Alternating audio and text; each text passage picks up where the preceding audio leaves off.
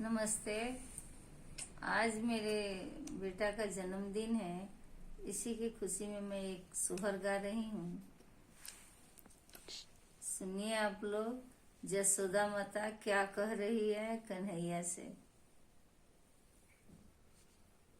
ए बबुआ दूरी खेलाना जाने जइहा खोजाना तोहरा के जइहे। ए बबुआ दूरी खेलाना जाने जइहा खोजाना तोहरा के जइहे। एक जे बाबा के आलारी हैं भैया के दुलारी हैं।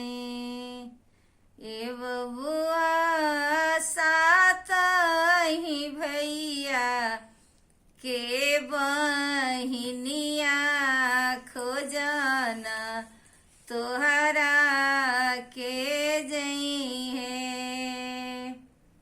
एक जे बाबा के आलारी हैं आमा के दुलारी हैं।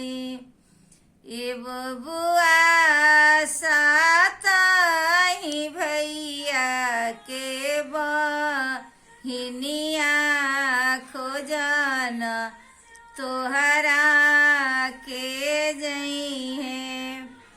एक घड़ी बीतले दूसरे घड़ी अवरुति सरे घड़ी।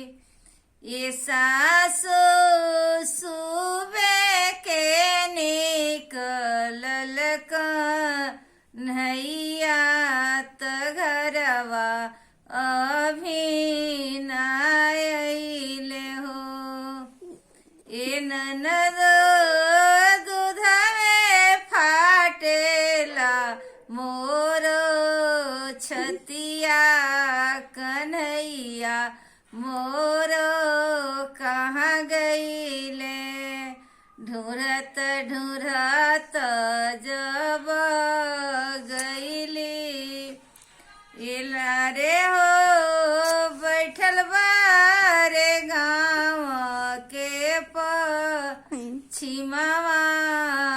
त दुई चार लड़िकन के संग बंसुरी बजावत रे मुरली सुनावत रे मुरली सुनावत रे।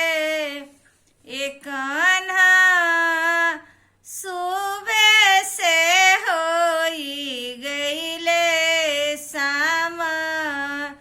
ए बबुआ दूधवे फाटेला मोरो छतिया त घरवा तू ना अइला। एक जे बाबा के आया एक जे बाबा के आलारी हो आमा के दुलारी हो। ये आमा साथ ही भैया के बहिनी